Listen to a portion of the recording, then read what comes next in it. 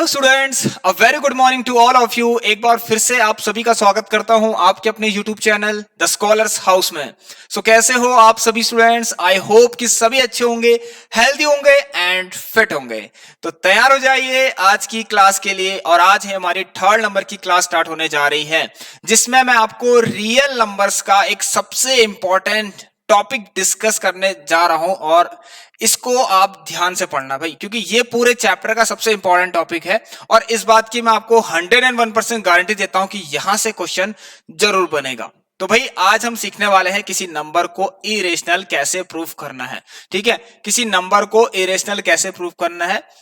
तो चलिए स्टार्ट करते हैं, फिर देरी नहीं करेंगे फटाफट से। लेकिन उससे पहले आपको छोटा सा काम करना है। जब भी आप इस क्लास में आते हैं तो इस बात का आपको ध्यान देना है कि डिस्क्रिप्शन बॉक्स जरूर चेक करिए, वहां पर आपको व्हाट्सएप ग्रुप की लिंक दे रखी है, उसमें सभी लोग ऐड हो जाइए, क्योंकि वहां पर आप अपना अपना डाउट्स हमसे शेयर कर सकते हैं और आपको जो डिस्कशन करना है वो कर सकते हैं। ठीक है, लेकिन आपके कोर्स से रिलेटेड होना चाहिए। ठीक है, डिस्कशन ऐसा नहीं कि इधर से यार कैसा है तू क्या है, इस तरह से कोई डिस्कशन नहीं होना चाहिए। ठीक है, तो चलिए स्टार्ट करते हैं इस क्लास को। इरेशनल नंबर कैसे प्रूफ करना है, किसी नंबर को इरेशनल कैसे प्रूफ होगा ये नंबर, वो चीज हमें सीखनी है। तो चलिए इसके लिए हमें देखिए सबसे पहले एक थ्योरम है। ठीक है, मैं आपको देखिए यहाँ पर क्वेश्चन दिखाता हूं, ये आपकी एनसीईआरटी का ही क्वेश्चन है, ध्यान से देखना। ये देखिए यहां पर क्वेश्चन ऐसा आता है कि प्रूफ दैट कि √5 क्या है, एक इरेशनल नंबर है, इसे इरेशनल प्रूफ करिए। ठीक है, लेकिन देखिए इस क्वेश्चन को करने से पहले एक छोटी सी थ्योरम है, वो मैं आपको सिखाऊंगा। लेकिन वो थ्योरम आपसे एग्जाम में नहीं पूछा जाएगा। ठीक है, वो थ्योरम आपसे नहीं पूछी जाएगी एग्जाम में, लेकिन देखिए उसको सीखना जरूरी है थोड़ा सा। यहां पर देखिए क्या लिखा गया है, एक थ्योरम है, let P be a prime number. P एक प्राइम नंबर है और जब पी डिवाइड हो रहा है ए स्क्वायर से, तो पी भी ए से डिवाइड होगा। ठीक है, पी भी ए से डिवाइड होगा। समझे इस चीज को? नहीं समझे मुझे पता है। ठीक है, where A is a positive integer. ठीक है, ध्यान से देखना स्टूडेंट्स, इसको ध्यान सुनना। देखिए अगर P डिवाइड हो रहा है ए स्क्वायर से, ठीक है, तो P ए से भी डिवाइड होगा। ठीक, ये प्रूफ करना है। अब एक काम करते हैं स्टूडेंट, इसे मैं एक नंबर यहां पर कंसीडर कर लेता हूं ऐसा कि जिससे कि ये प्रूफ हो जाए। लेकिन देखिए इसका प्रूफ आपको एग्जाम में नहीं पूछा जाएगा। ठीक है, बस ये समझना है। यहां पर देखिए यहां पर क्या क्या चीजें लिखी गई है, इसको ध्यान से देखना कि P क्या है। ठीक है, P क्या है, एक प्राइम नंबर है। ठीक है, यहां पर लिखा गया है कि P क्या है, एक आपका प्राइम नंबर है, इसका ध्यान देना, ये लिखा है क्वेश्चन में। ठीक है, और a यहां पर क्या है, एक पॉजिटिव इंटीजर, अ पॉजिटिव इंटीजर है, इंटीजर। ठीक है, देखिए स्टूडेंट्स अगर p a स्क्वायर को डिवाइड कर रहा है, यहां पर लिखा है कि if p divides a square, तो हमें ये बता प्रूफ कर देना है कि देन पी भी डिवाइड करेगा ए स्क्वायर को। ये बहुत इंपॉर्टेंट है, इसका पूरा यूज वहां पर होने वाला है। ठीक है, उस क्वेश्चन में कि proof that √2 is irrational, √5 is irrational, इस तरीके से √7 इज इरेशनल, कुछ भी हो। ठीक है, so if p divides A square then p divides A. ठीक है, अब देखिए स्टूडेंट ध्यान सुनो, यहां पर क्या लिखा है, एक पॉजिटिव इंटीजर है और p एक प्राइम नंबर है। देखिए यहां पर मैं कंसीडर कर लेता हूं, इसको समझने के लिए एग्जांपल लेता हूं यहां पर कि मैं एक पॉजिटिव इंटीजर ले लेता हूं, मान लीजिए 3 ले लिया। ठीक है, अब देखिए यहां पर क्या करते हैं, मैं इसका स्क्वायर कर लेता हूं, तो मुझे कितना मिलेगा, 9 मिल गया। अब एक ऐसा प्राइम नंबर आप लोग सोचिए, ठीक है, कंसीडर करिए, जो इस 9 को डिवाइड कर रहा हो, वो कौन है, 3। सो मैं यहां पर कंसीडर कर लेता हूं कि लेट p मान लेते हैं 3 है। तो अब आपको यहां से साफ साफ पता चल रहा है स्टूडेंट्स, वो क्या, कि देखिए साफ दिख रहा है यहां पर कि p डिवाइड कर रहा है किसको, मतलब 3 डिवाइड कर रहा है 9 को। तो मैं क्या कह सकता हूं यहां पर, ये देखिए मतलब यहां पर से ही जो हमने ये सेटिस्फाई कर रहा है इस चीज को कि देन क्या, if p divides a square, कर तो रहा है। ठीक है, 3 डिवाइड कर रहा है 9 को, 9 कौन है, a स्क्वायर, 3 कौन है, p। सिंपल सा। तो यहां पर हम कह सकते हैं, देखिए यहां पर साफ साफ दिख रहा है कि 3 डिवाइड्स 9। अगर 3 डिवाइड करना है इनको, इसका मतलब इसमें ऐसा है कुछ। ठीक है, इसका मतलब 3 इज अ फैक्टर ऑफ 9। समझे आप लोग, इसका मतलब ये हो गया। ठीक है भाई, 3 डिवाइड्स 9 का मतलब 3 फैक्टर है 9 का, सो इसका मतलब 3 3 जा 9। देखिए हो रहा है नहीं हो रहा है। चलिए क्या यहां से ये भी पता चल रहा है आपको कि 3 डिवाइड्स दिस 3, यस हो तो रहा है, साफ पता लग रहा है भाई।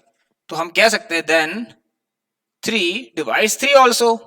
अब आप कोई भी नंबर कंसीडर कर लीजिए ऐसा। ठीक है स्टूडेंट, लेकिन एक बात का ध्यान देना, इसमें 1 नहीं हो सकता। ठीक है, तो इसमें एनी तो नहीं बोला है ना इसने, तो एक पॉजिटिव इंटीजर बोला है। तो अगर मैं 1 लेता हूं स्टूडेंट, देखिए अगर आप 1 कहते हैं तो 1 का स्क्वायर 1, तो ऐसा तो कोई प्राइम नंबर है ही नहीं जो इस 1 को डिवाइड कर दे, ऐसा कोई है नहीं है, ना उसको 2 कर सकता है, ना उसको 3 कर सकता है, ना उसको 5, ना उसको 7। ठीक है, सो ये किससे डिवाइड होगा, खुद अपने आप ही खुद इसी नंबर से डिवाइड होगा। 1 डिवाइड्स इटसेल्फ ओनली।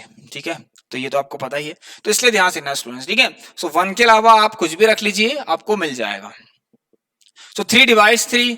अब देखिए स्टूडेंट, अगर आपको नहीं आया समझ में, चलिए तो मैं आपको बताता हूं एक और एग्जांपल से। मान लीजिए p एक प्राइम नंबर ले लीजिए 7। ठीक है, अच्छा p मत लीजिए, पहले आपको a लेना है। a में ले लिया 7 और a का स्क्वायर कितना हो गया 49। अब p एक ऐसा प्राइम नंबर कंसीडर करिए, अज्यूम करिए, ठीक है, जो इस a स्क्वायर को डिवाइड कर रहा हो, मतलब 49 को। कौन है वो, 7 है। देख लीजिए, ठीक है, तो यहां पर हम कह सकते हैं कि 7 डिवाइड्स 49, देन ऑल्सो 7 डिवाइड 7। ये सब पता चल रहा है आपको। चलिए, तो ये बस मैंने आपको समझाने के लिए बता रखा है, इसका कोई प्रूफ आपको दिखाना नहीं है पेपर में। ठीक है, पूछेगा भी नहीं आप लोगों से। ठीक, तो इसका आप ध्यान देना, इस स्टेटमेंट का, बस इतने का, कि अगर p एक प्राइम नंबर है, a एक पॉजिटिव इंटीजर है, और p डिवाइड कर रहा है a स्क्वायर को, तो देन p भी डिवाइड करेगा किसको, a को। आई होप कि यहां तक आप सभी लोग समझ गए होंगे इस क्वेश्चन को। ठीक है, मतलब इस थ्योरम को। ठीक, चलिए स्टूडेंट्स, अब यहां पर हम बात करते हैं इरेशनल नंबर को प्रूफ करने की बात करते हैं, कैसे हम किसी नंबर को इरेशनल प्रूफ करेंगे। तो आप कुछ भी ले लीजिए, a आप देखिए यहाँ पर 2 लेते हैं तो t भी ठीक रहेगा, a स्क्वायर कितना जाएगा 4। अब p एक ऐसा प्राइम नंबर लीजिए जो इस 4 को डिवाइड करे, कौन है 2। 2 एक प्राइम नंबर है, तो उसका यहां से पता लग रहा है कि 2 डिवाइड्स 4, तो 2 डिवाइड्स 2 ऑल्सो। बस, ठीक है स्टूडेंट्स। चलिए, सो अब बढ़ते हैं भाई अपने सबसे इंपॉर्टेंट क्वेश्चन की तरफ।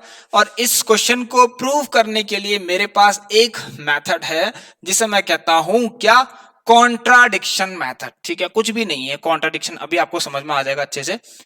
चलिए स्टूडेंट्स, तो देखिए ये है आपका क्वेश्चन कि proof that root 5 is irrational number. ठीक है, रूट 5 एक इरेशनल नंबर है, ये आपको प्रूफ करना है भाई।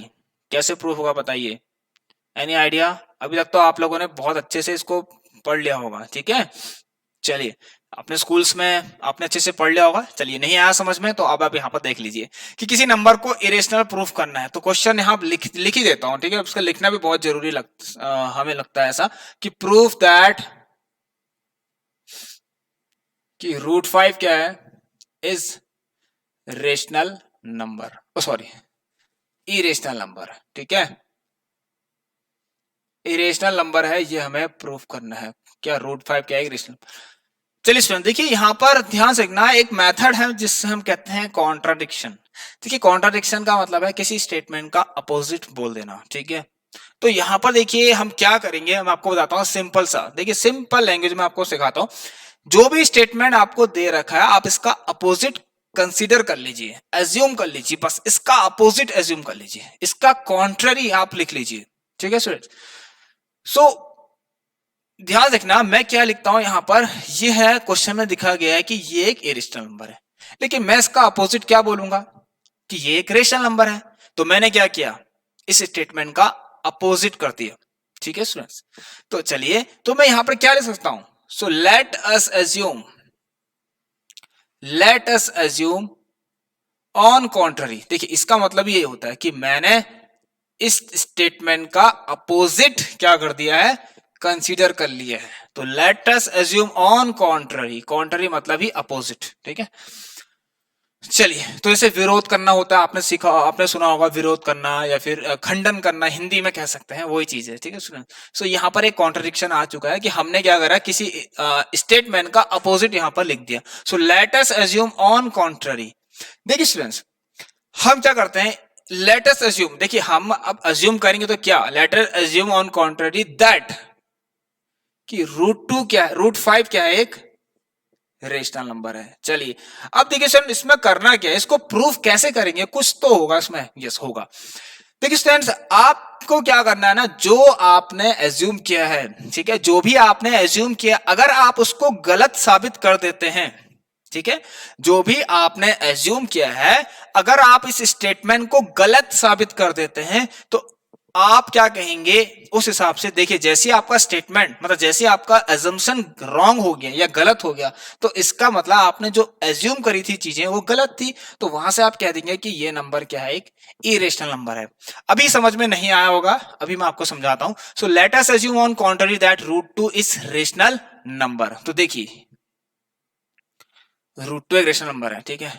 चलिए अब देखिए स्टूडेंट्स, आपको पता है रेशनल नंबर क्या होते हैं, any number which can be expressed in the form of p upon q। एक चीज को और ध्यान देना है, जहां पर p एंड q क्या होते हैं पता है आपको, को प्राइम इंटीजर्स होते हैं, और जहां पर q जीरो नहीं हो सकता, q is not equal to zero, ये तो आप लोगों ने बहुत अच्छे से पढ़ रखा है, ठीक है। तो यहां पर देखते हैं स्टूडेंट्स, अगर देखिए कोई नंबर, ये है मेरे पास नंबर, मैंने कह दिया रेशनल नंबर है, तो यस डेफिनेटली मैं इस नंबर को अकॉर्डिंग टू अवर एजम्पशन, अपने एजम्पशन के अकॉर्डिंग मैं इस नंबर को अभी कह सकता हूं कि मैं इसको p अपॉन q के फॉर्म में एक्सप्रेस कर सकता हूं, ठीक है। सो यहां पर एक काम कर लेते हैं, अभी बहुत हो गया p अपॉन q भाई, अब मान लेते हैं चलिए a अपॉन b, ठीक है, मान लेते हैं a अपॉन b। अब देखिए स्टूडेंट्स क्या करना है आपको, यहां पर ध्यान से देखना, ये चीज बहुत जरूरी है इसके आगे लिखना कि a और b क्या है, यहां पर सिंस a एंड b क्या है, आर को प्राइम इंटीजर्स हैं, ठीक है ना। अब क्या होते हैं को प्राइम इंटीजर्स भाई, अभी भी मैंने आपको सिखा रखा है, ठीक है ना, बताया था स्टार्टिंग की क्लासेस में कि इनका HCF 1 होगा भाई, मतलब कॉमन फैक्टर इनका 1 होगा, बस इतना लिख दीजिए, सिंपल सा। चलिए स्टूडेंट अब देखिए स्टूडेंट्स होगा क्या, देखिए बहुत मतलब इंटरेस्टिंग टॉपिक है, लगता कठिन है लेकिन बहुत ही इंटरेस्टिंग टॉपिक है, ठीक है। सो मैंने क्या किया, let us assume on contrary that √5 is rational number. तो यस अगर कोई नंबर रेशनल है तो यस डेफिनेटली हम कहते हैं कि उससे हम p अपॉन q के फॉर्म में एक्सप्रेस कर सकते हैं। फॉर एग्जांपल मैं लेता हूं 2, yes 2 can be express in the form of 2 upon 1, मतलब इन the form of p upon q। Yes ये तो आपको पता चल रहा है यहां से। सो ऐसे ही ये भी एक नंबर है, इसको मैंने a अपॉन b के फॉर्म में एक्सप्रेस कर दिया, ठीक है। चलिए अब देखिए बहुत यहां से बहुत एक इंटरेस्टिंग चीजें हैं जो स्टार्ट होने जाएंगी यहां से। देखिए वो क्या, सबसे पहले आप क्या कर लीजिए, इसको b को यहां मल्टीप्लाई कर लीजिए, तो ये आ गया b √5 is equal to a। अब आपको ये आता होगा, आप एक काम करते हैं, यहां पर स्क्वायरिंग बोथ साइड कर लेते हैं, स्क्वायरिंग बोथ साइड्स, दोनों साइड स्क्वायर कर लेते हैं भाई, ठीक है। तो जब दोनों साइड मैंने स्क्वायर किया, वी विल गेट b√5 का square is equal to a का स्क्वायर, यहां से b square into 5 is equal to a square. अब देखिए स्टूडेंट जल्दी से आ जाइए, अब सभी लोग सीखते हैं इस चीज को अब हम, ठीक है। इसको इक्वेशन 1 मान सकते हैं आप लोग, मान लीजिए, ठीक है। मैं थोड़ा सा बस यहाँ पर अपने इस मार्कर को एनर्जी देता हूं, ठीक है, तो इसमें से थोड़ी सी इंक फिल कर लेते हैं। चलिए so b square into 5 is equal to a square. अब देखिए स्टूडेंट्स, अब जो वो थ्योरम थी ना उसका यूज यहाँ पर है, अब जो थ्योरम थी उसका यूज यहाँ पर है भाई, क्लास में सभी लोग, ठीक है, क्लास में ही रहना, ठीक है, भाग के मत जाना, नहीं तो जिंदगी भर भागते रह जाओगे, ठीक है स्टूडेंट। तो तैयार रहिए इस क्लास के लिए आप लोग फटाफट से। आइए देखिए यहाँ पर क्या करते हैं, b square into what, b square into 5 is equal to a square. यहां से कुछ पता चल रहा है आपको, देखिए स्टूडेंट्स, अगर मैं इस 5 को इसके नीचे ले आता हूं, ध्यान से देखना मैं क्या कर रहा हूं, आप देखिए इस चीज को ध्यान से, ठीक है। तो b square is equal to a square by 5, क्या पता लग रहा है इससे, बताइए, यहां तो दिख रहा है आप सभी को, yes b square is equal to a square by 5। और यहां से तो पता लग रहा है कि 5 डिवाइड कर रहा है a स्क्वायर को, और 5 एक प्राइम नंबर है ना। तो यस लिख सकते हैं यहां पर क्या कि 5 तो इस स्क्वायर को डिवाइड कर रहा है यार, तो बहुत अच्छी बात होगी। आइए तो 5 डिवाइड्स a स्क्वायर। अच्छा अगर यहां लिखते हैं सिंस 5 डिवाइड्स a स्क्वायर, अगर 5 a स्क्वायर को डिवाइड कर रहा है तो हमने अभी भी एक थ्योरम पढ़ी है, और a क्या देखिए को प्राइम इंटीजर, यहाँ पर पॉजिटिव इंटीजर है, a कोई पॉजिटिव इंटीजर मान लीजिए, ठीक है यार, ये तो अच्छी बात हो गई, जो कि 5 से डिवाइड हो रहा है, इसका मतलब ये a मान लीजिए ऐसा कि 5 होगा, ठीक है, 5 का स्क्वायर 25, यस वेरी गुड। तो यहां पर देखिए आप ये भी तो लिख सकते हैं, फिर अगर 5 डिवाइड हो रहा है स्क्वायर से तो 5 a से भी डिवाइड होगा, वाओ, ठीक है, 5 डिवाइड्स a ऑल्सो, ठीक है। तो क्या मैं यहां से लिख सकता हूं कि 5 is a factor of a, ठीक है। एक काम करते हैं स्टूडेंट, आप लोग ध्यान से देखना, मैं इसको अभी नहीं लिखता हूं। अब देखिए स्टूडेंट्स, मैं इसको ऐसे लिख देता हूं कि 5 डिवाइड्स, क्या लिखा है इसमें, 5 डिवाइड्स a ऑल्सो, क्या मैं इसको ऐसा ले सकता हूं? चलिए 5 मतलब a इज डिविजिबल बाय 5, ये 5 डिवाइड्स a का मतलब है कि a is divisible by 5, a 5 से डिवाइड हो रहा है, मतलब 5 डिवाइड कर रहा है a को, ठीक है, इसमें आप कंफ्यूजन मत लेना, ठीक है। तो यहां पर देखिए 5 डिवाइड्स a, ठीक है ना, मतलब a इज डिविजिबल बाय 5। सुन देखिए, जब आप किसी नंबर को डिवाइड करते हैं ना तो कुछ ना कुछ आपका आता है, क्या? Answer, quotient. यहां देखिए कैसे, मैं कहता हूं इस तरीके से, देखिए 2 डिवाइड्स 4, मतलब 4 इज डिविजिबल बाय 2, सो 2 2 जा 4। आता नहीं आता है, आता नहीं आता है, ऐसे ही तो हुआ भाई। तो यार अगर 5 डिवाइड्स ए लिखा है तो ये भी तो कुछ ना कुछ टाइम्स डिवाइड करेगा इसको, मतलब 5 जो है, मतलब ए इज डिविजिबल बाय 5, ठीक है, ए जो है 5 से डिवाइड हुआ कितने टाइम्स? सी टाइम्स, ऐसे मान के चलिए। समझ गया आप लोग? समझ गए होंगे आई होप, ठीक है। चलिए तो देखिए यहां पर हम क्या कर लेते हैं, a is equal to 5c। ये मैंने c देखी है कुछ, अब जैसे यहां पर 2 आया है, ठीक है, ऐसे यहां पर एक c है, c कोई भी इंटीजर हो सकता है, c इज सम इंटीजर, आप लिख सकते हैं यहां पर कि c is some integer, c कोई इंटीजर है, लीजिए भाई, ठीक है। आइए अब स्टूडेंट देखिए, ये जो यहां पर बात लिखी गई है कि 5 डिवाइड से, क्या मैं इससे ये नहीं कह सकता कि 5 is a factor of A? Yes obviously कह सकता हूं कि 5 इज अ फैक्टर ऑफ ए। आइए स्वयं देखिए, 5 इज अ फैक्टर ऑफ ए, दिख रहा है यहां तक सबको? यस, कि 5 ए का एक फैक्टर है। इसको मैं रफ करता हूं, तो तुमको पता चल ही गया है, ये लीजिए, ठीक है। सो 5 इज अ फैक्टर ऑफ ए। चलिए अब क्या होगा देखिए, एक काम कर लेते हैं स्टूडेंट्स, इसको मैं सेकंड इक्वेशन मान लेता हूं क्योंकि इसका थोड़ा सा यूज अभी होने वाला है, ठीक है। चलिए अब यहां पर देखिए स्टूडेंट्स, मैं a की वैल्यू जो 5c है इसको मैं अगर फर्स्ट इक्वेशन में रख दूं, ठीक है ना, तो यहां पर देखिए, यहां तो दिख रहा है आपको, चलिए so put the value of a is equal to 5c in equation first में रख लीजिए भाई, लीजिए पहली इक्वेशन में इसको रख लीजिए, सभी लोग दिख रहे हैं तो सबको, 5c इन इक्वेशन फर्स्ट, पहली वाली इक्वेशन में रख दीजिए, फिर ऊपर चले गया, put a is equal to 5c in equation first. यहां तक क्लियर होगा आपको। चलिए अब देखिए स्टूडेंट्स को यहां रख देता हूं यहां पर, तो देखिए बी स्क्वायर तो ऐसे ही रहा।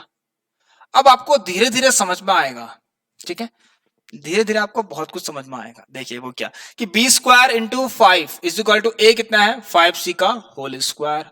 तो यहां से मैं लिख सकता हूं कि B square into 5 is equal to 25c square, ठीक है। सो 5 से कट गया, सो यहां से कह सकते हैं कि B square is equal to 5c square. अरे एक बात और यहां से आ गई, अब क्या, कि बी स्क्वायर डिवाइडेड बाय 5। अरे गजब, फिर से वो वाली बात, यहां से आपको साफ दिख रहा है स्टूडेंट, देखिए कि 5 डिवाइड्स बी स्क्वायर, ठीक है, 5 डिवाइड्स बी स्क्वायर। यार देखिए सिंस यहां से पता लग रहा है कि 5 क्या कर रहा है? डिवाइड्स बी स्क्वायर, तो इसका मतलब 5 डिवाइड्स बी ऑल्सो। ये तो बहुत ही कुछ ऐसा कुछ लग रहा है कि गलती हो रहा है। कहा माना था हमने को प्राइम है, अब देखिए आपको लग रहा होगा को प्राइम का क्या मतलब है, कि HCF 1 होना चाहिए, मतलब कॉमन फैक्टर 1 होना चाहिए। यहाँ कुछ और ही आ रहा है अभी, ए और बी का 1 के अलावा भी कोई और कॉमन फैक्टर यहाँ पर दिख रहा है, कौन? 5। समझ रहे? तो हो गया भाई, यहां तक करना था, आंसर आ गया आपका। अब क्या लिखना है मैं आपको बताता हूं, यहाँ पर 5 डिवाइड्स बी लिखा है, इसका मतलब 5 is a factor of, yes, अरे ये क्या हो गया, 5 is a factor of B. अरे ए का फैक्टर भी 5, बी का फैक्टर भी 5, ये क्या, हमने तो कहा था कि ए और बी को प्राइम है, ये कैसे हो गया पॉसिबल? तो हुआ कुछ तो हुआ है ना, आपका एजम्पशन गलत हो गया ना, ठीक, आपका एजम्पशन गलत हो गया, इसका मतलब वो नंबर क्या था, इसका मतलब इरेशनली था, ठीक है, आपका जो एजम्पशन हो गया वो अब गलत साबित हो गया, एजम्पशंस रॉन्ग। अब देखिए यहाँ पर क्या लिखना है, देखिए सुनिए, यहाँ पर ये पहला जो सेकंड है क्वेश्चन और जो थर्ड है, यहां से आपको क्या पता लग रहा है, इसको देखिए, from equation second and third, second और थर्ड इक्वेशन से मुझे ये पता चल रहा है कि ए और बी का तो 1 के अलावा भी कोई कॉमन फैक्टर है। यहां लिख सकता हूं A and B has a common factor 5।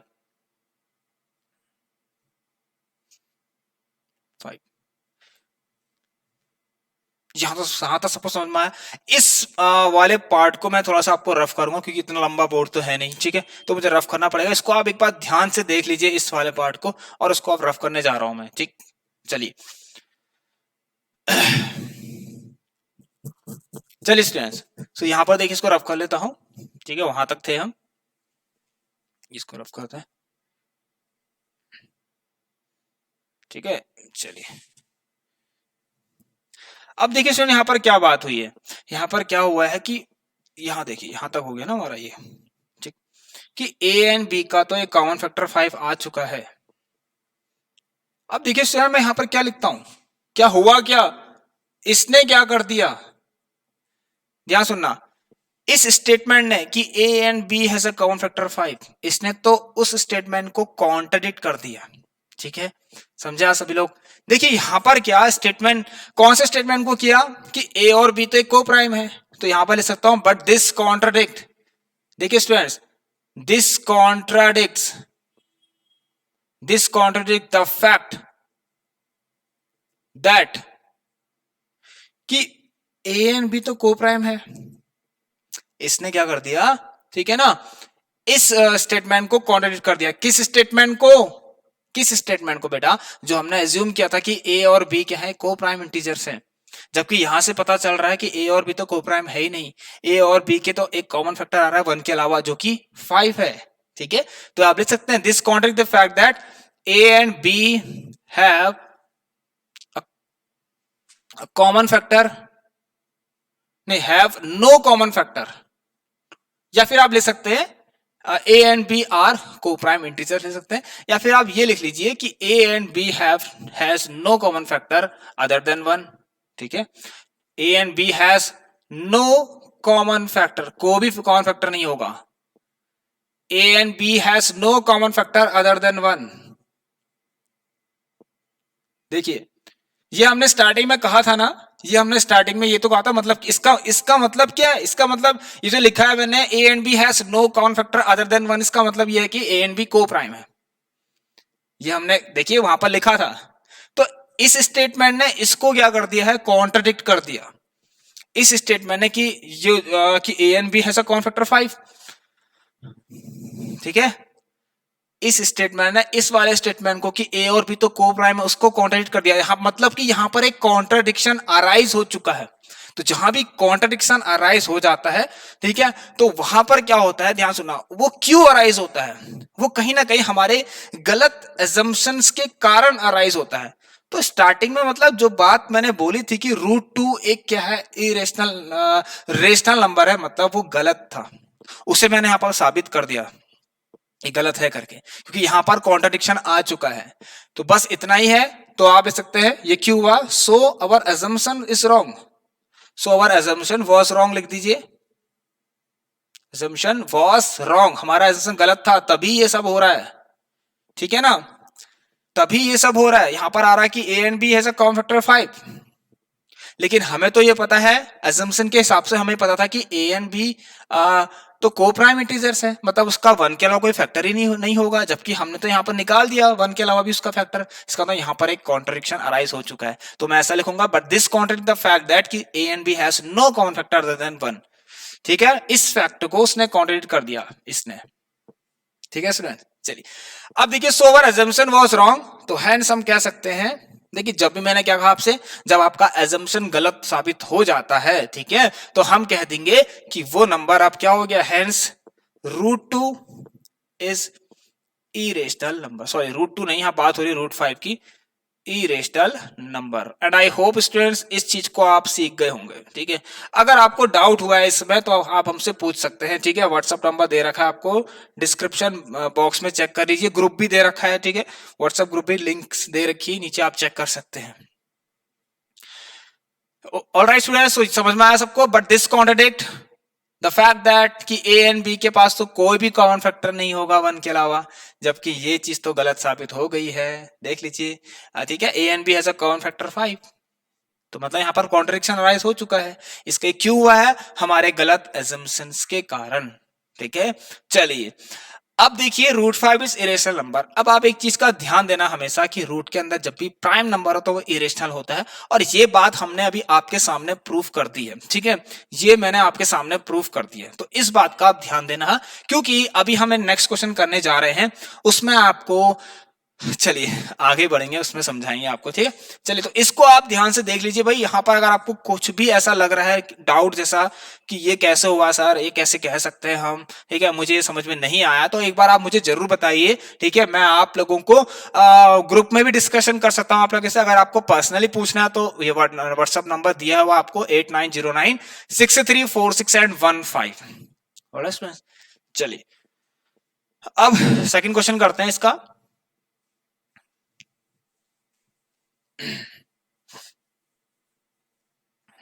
चलिए स्टूडेंट, बस कॉन्ट्रडिक्शन अराइज होना चाहिए। ठीक है,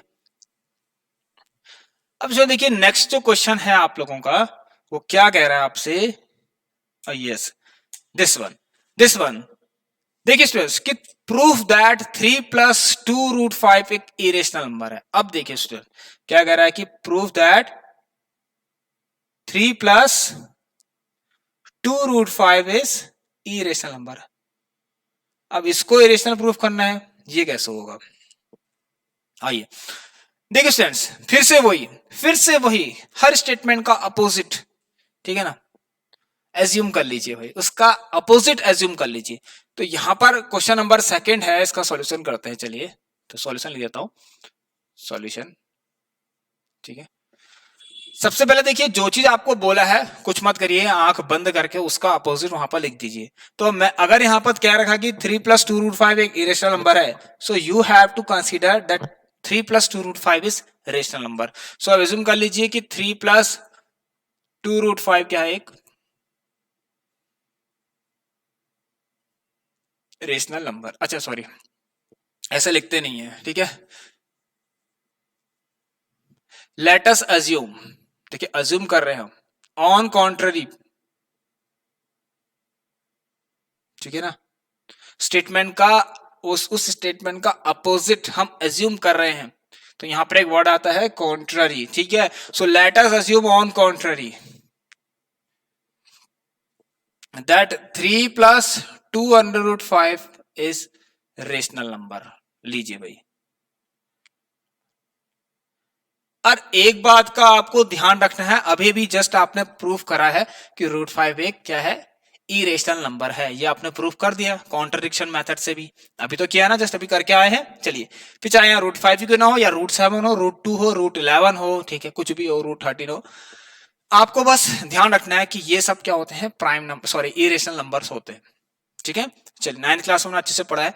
तो देखिए, तो यहां पर क्या लिखूंगा? फिर से वही चीज कि 3 + 2√5 = a/b। इसका मतलब है अगर ये अगर रेशनल है तो मैं इसे a/b के फॉर्म में एक्सप्रेस कर सकता हूं, जहां पर कि a एंड b क्या होंगे? कोई को प्राइम, या फिर हाँ कोई भी को प्राइम इंटीजर ले लीजिए आप लोग, पॉजिटिव लेना। ठीक है, अभी आप पॉजिटिव कंसीडर कर लेना। लेट a एंड b क्या हो?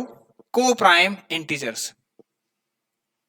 ठीक है, तो इसका क्या मतलब है कि इनका HCF क्या होना चाहिए? 1। मतलब अगर ये लिखी गई बात कि ए एंड बी या कोप्राइम इंटीजर्स का मतलब HCF 1 होना चाहिए। अब देखिए स्टूडेंट, यहाँ पर थोड़ी सी कहानी अलग हो जाएगी बस।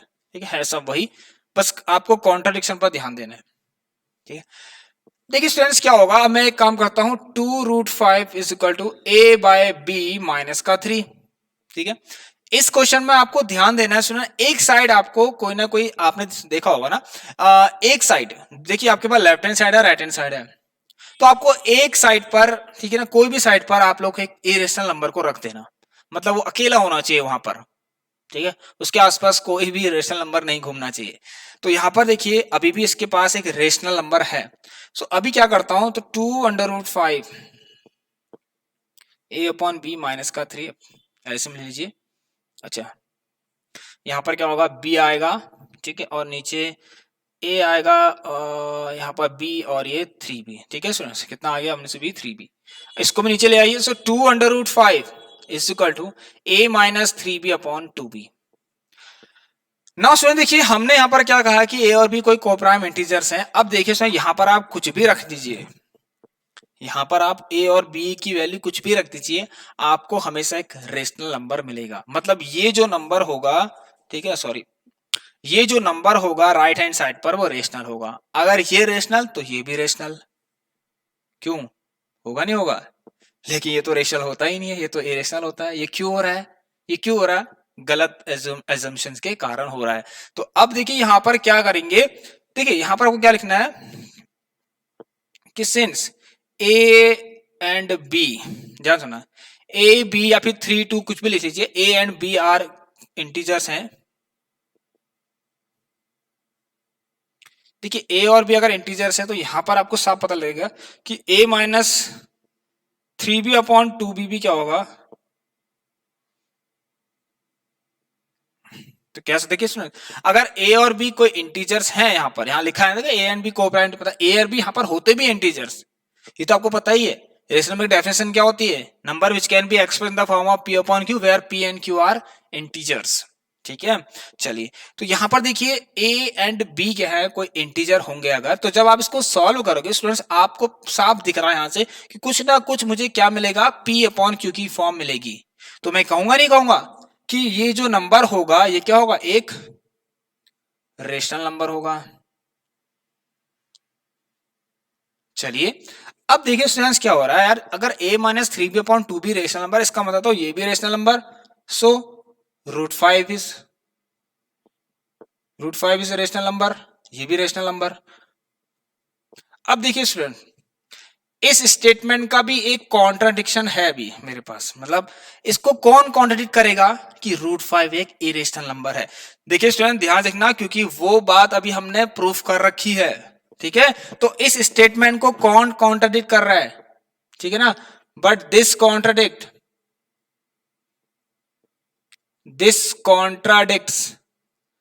द फैक्ट दैट कि रूट 5 तो इरेशनल है। देख लीजिए, हाँ तो रेशनल कह रहा है जबकि ये तो इरेशनल है। तो इसका मतलब क्या हुआ, मैंने इस स्टेटमेंट का कॉन्ट्राडिक्शन अराइज हो चुका है। इस स्टेटमेंट का कॉन्ट्राडिक्शन अराइज हो चुका है भाई। तो जहां भी कॉन्ट्राडिक्शन अराइज हो जाता है तो समझ लेना वहां पर क्या होता है, हमारा एजम्पशन उस समय गलत होता है।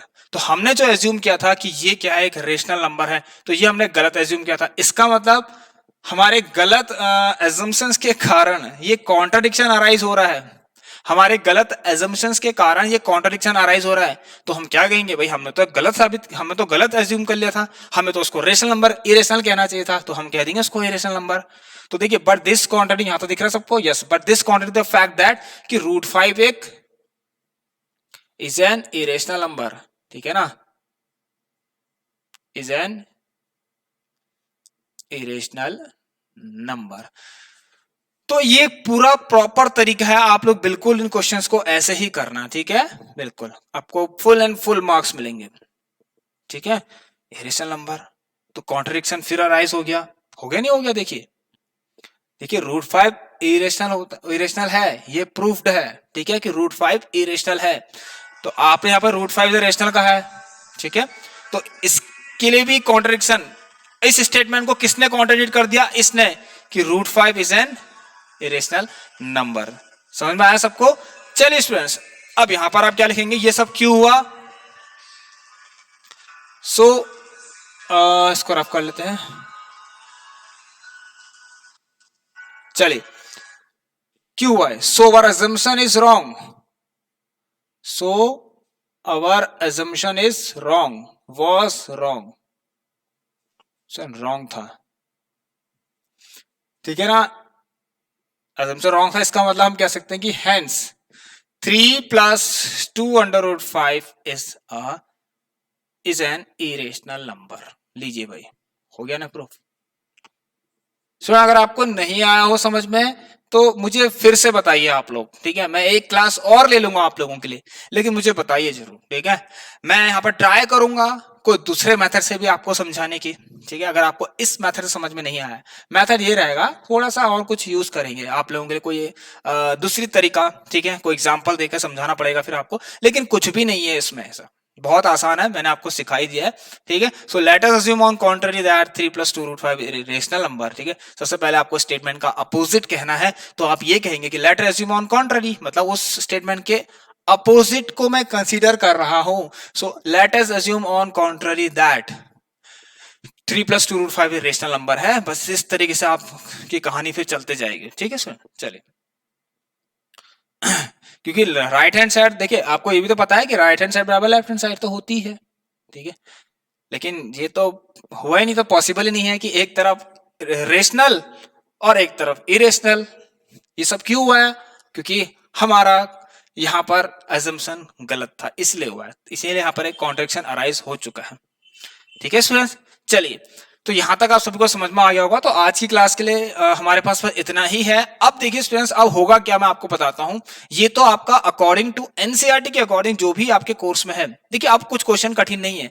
अब आपके एनसीईआरटी बुक्स में इस तरह के क्वेश्चन है कि इसको करिए इरेशनल प्रूफ, इस तरीके से 1/7√2, कुछ इस तरीके से क्वेश्चन है। तो ये तो बहुत ही सिंपल है, बिल्कुल ऐसे ही हो जाएंगे, ठीक है स्टूडेंट। चलिए, अब मैं आपको कुछ एक्स्ट्रा एंड एडवांस क्वेश्चंस करवाने जाऊंगा नेक्स्ट क्लास जब भी हमारी होगी, तो तैयार रहिएगा आप लोग। अब बहुत अच्छे अच्छे क्वेश्चंस होंगे जो आपके लिए इंपॉर्टेंट भी होंगे, जिसमें आपको आरडी शर्मा के भी कुछ क्वेश्चंस करवाऊंगा। ऑलराइट स्टूडेंट्स, तो तैयार रहना आप लोग नेक्स्ट क्लास के लिए। नेक्स्ट वाली क्लास के लिए वो रियल नंबर्स की होगी, जिसमें आपको थोड़े एक्स्ट्रा क्वेश्चंस मिलेंगे, ठीक है, जिसमें आपको थोड़े बहुत एक्स्ट्रा क्वेश्चंस मिलेंगे। उसके बाद हम पढ़ेंगे अपने नेक्स्ट वाले चैप्टर की तरफ, पॉलिनोमियल्स की तरफ पढ़ेंगे। चलिए स्टूडेंट्स, सो मिलते हैं आप लोगों से हम नेक्स्ट क्लास में। अगर आप सभी को क्लास अच्छी लगी हो, एक बार सभी लोग चैनल को सब्सक्राइब जरूर कर लेना, बेल आइकन को प्रेस करना मत भूलना, अदरवाइज आपको कोई भी अपडेट्स नहीं मिलेंगे इस क्लास से, ठीक है। तो चलिए मिलते हैं आपसे नेक्स्ट क्लास में, तब तक के लिए आप सभी लोग अपना ख्याल रखिए। Take care and good bye.